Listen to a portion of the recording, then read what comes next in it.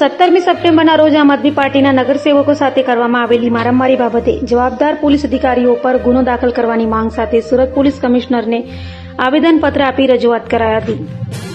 આમ આદમી પાર્ટી દ્વારા સુરત પોલીસ કમિશનરને અપાયેલા આવેદનપત્રમાં જણાવાયું હતું કે આજથી 3 વર્ષ પહેલા એટલે કે તારીખ 17/9/2025ના રોજ અમારા આમ આદમી પાર્ટીના ચૂંટાયેલા પ્રતિનિધિઓ અને વિપક્ષ નેતા પાયલબેન સાકરિયાના પોતાના જ વોર્ડની અંદર સુરત મહાનગરપાલિકા દ્વારા સંચાલિત નવનિર્માણ પામેલી 50 બેડની હોસ્પિટલનું લોકાર્પણ હતું। આ લોકાર્પણમાં પાયલબેન સાકરિયા અને આપના નગરસેવકોને સુરત મહાનગરપાલિકા વ્યવસ્થા તંત્ર તરફથી આમંત્રણ પણ હતું અને સૌ ઉત્સાહથી આ હોસ્પિટલના લોકાર્પણના કાર્યક્રમમાં જોડાવા માટે ગયા ત્યારે સ્થળ પર હાજર પોલીસ દ્વારા આપના નગરસેવકો તેમજ વિપક્ષ નેતા પાયલબેન સાકરિયા સાથે ઘર્ષણ કરી અને એમની ધરપકડ કરવામાં આવી હતી। કારણ પોલીસ તંત્રએ એવું બતાવ્યું કે તમે લોકો અહીંયા વિરોધ કરવા માટે આવ્યા છો, શાસકોએ અમને જાણકારી આપી છે એટલે અમે તમને અહીંયા રહેવા દઈ શકીએ નહીં।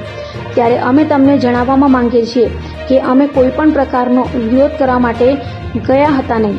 અમે તો અમારા જ વોર્ડની અંદર જે હોસ્પિટલનું લોકાર્પણ હતું એમાં ઉત્સાહભેર ભાગ લેવા માટે એટલા માટે આવ્યા હતા કે આજથી જ 3.5-4 વર્ષ પહેલા કોરોના કાળમાંથી બહાર નીકળ્યા પછી સુરત શહેરની આરોગ્યને લગતી કથળતી પરિસ્થિતિ જોઈને અમે સુરત મહાનગરપાલિકામાં માંગ કરી હતી કે સુરતની વસ્તી મુજબ અહીં હોસ્પિટલની સુવિધાઓ નથી તો દરેક ઝોનમાં 100 બેડની હોસ્પિટલ બનવી જોઈએ, જેથી કરીને સુરત શહેરના દરેક નાગરિકને પોતાના જ વિસ્તારમાં આસપાસમાં એક હોસ્પિટલ પોતાના પરિવારની આરોગ્ય સુરક્ષા માટે મળી રહે અને અમારી એ માંગના અનુસંધાને 50 બેડની હોસ્પિટલ દરેક ઝોનમાં બનાવવાનું નક્કી થયું।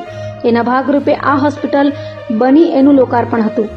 તો અમે ખૂબ જ સકારાત્મકતા સાથે આ લોકાર્પણ કાર્યક્રમમાં ઉપસ્થિત રહેવા માટે ગયા હતા અને લોકોને સંદેશ આપવા માટે ગયા હતા કે લોકોએ અમને મત આપ્યો છે, એ મત કામના આધારે અને કામ કરવા માટે આપ્યો છે અને એ કામ કરવા માટે અમે હંમેશા પ્રયાસરત છીએ અને એના ભાગરૂપે આ હોસ્પિટલ આપણા વિસ્તારમાં મંજૂર થઈ અને હોસ્પિટલનો શુભારંભ થવા જઈ રહ્યો છે। પરંતુ આપની પોલીસ દ્વારા અમારા નગરસેવકોને અમારા વિપક્ષ નેતાની ધરપકડ કરી લીધી। ધરપકડ કર્યાથી પોલીસ શાંત બેઠી નહીં પણ ડબ્બામાં બેસાડીને 1.5-2 કલાક સુધી આ ડબ્બાને આખા શહેરમાં રાઉન્ડ લગાવ્યા રાખ્યા હતા, જેથી જવાબદાર પોલીસ અધિકારી અને કર્મચારીઓ સામે ગુનો નોંધવાની માંગ કરી હતી। હું ધર્મેશ ભંડેરી, પ્રમુખ સુરત શહેર આમ આદમી પાર્ટી। 2 દિવસ પહેલા અમારા નગરસેવકો સાથે પોલીસ તંત્ર દ્વારા મારામારી કરવામાં આવી છે। ધરપકડ કર્યા બાદ અટકાયત કરીને અને એ ધરપકડ કરીને મારામારી કરવામાં આવી એ એકદમ ગેરકાયદેસર પ્રવૃત્તિ છે। પોલીસ તંત્ર આવું સામાન્ય માણસ સાથે પણ ન કરી શકે એવો કાયદામાં ઉલ્લેખ છે। ત્યારે ચૂંટાયેલા જનપ્રતિનિધિ સાથે, એક જવાબદાર જનપ્રતિનિધિ સાથે આવી ઘટના ઘટિત થાય તો પોલીસ તંત્રનો એમાં સંપૂર્ણ જવાબદારી બને છે અને સમાજની અંદર એક ખૂબ જ ખોટો મેસેજ જાય છે। આવા પોલીસ અધિકારી સમાજમાં દુષ્પ્રેરણારૂપ હોય અને એમના ઉપર કાયદેસરની કાર્યવાહી થવી જોઈએ અને એ કાયદેસરની કાર્યવાહી કરવામાં આવે, એમના ઉપર ગુનો નોંધવામાં આવે એ માંગ સાથે આજે આમ આદમી પાર્ટી સુરત શહેરની સમગ્ર ટીમ માનનીય પોલીસ કમિશનર સાહેબને નિવેદન કરવા માટે આવી છે। રચના હિરપરા, કોર્પોરેટર સુરત મહાનગરપાલિકા આમ આદમી પાર્ટી।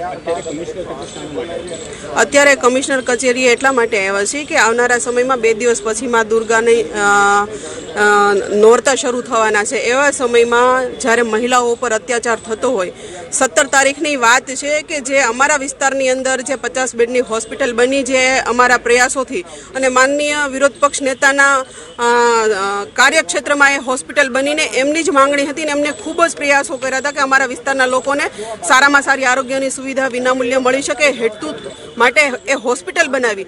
અમને કોર્પોરેશન દ્વારા આમંત્રણ આપવામાં આવ્યું હતું, એ જે વિરોધ પક્ષ નેતાને પણ આપવામાં આવ્યું હતું ને હું હોસ્પિટલ કમિટીની મેમ્બર છું, મને પણ આપવામાં આવ્યું હતું ને અમારા તમામ કોર્પોરેટરોને આમંત્રણ આપવામાં આવ્યું હતું।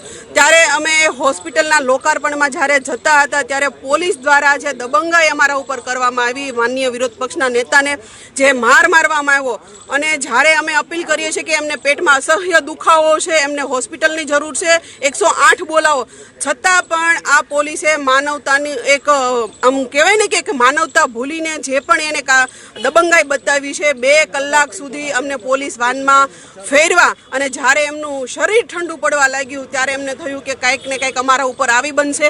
ત્યારે આવી જ્યારે પરિસ્થિતિ ઊભી થઈ ત્યારે 108ને બોલાવીને એમને હોસ્પિટલમાં એડમિટ કરવામાં આવ્યા.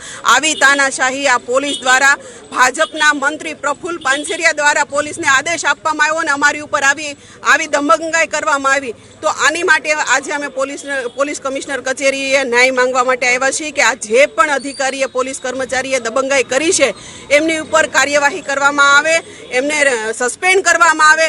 જો આ કાર્યવાહી નહીં થાય તો અમે કોર્ટમાં પણ જશું, મહિલા આયોગમાં પણ જશું અને જ્યાં સુધી માનનીય વિરોધ પક્ષ નેતાને ન્યાય નહીં મળે ત્યાં સુધી અમે આ લડાઈ ચાલુ રાખીશું.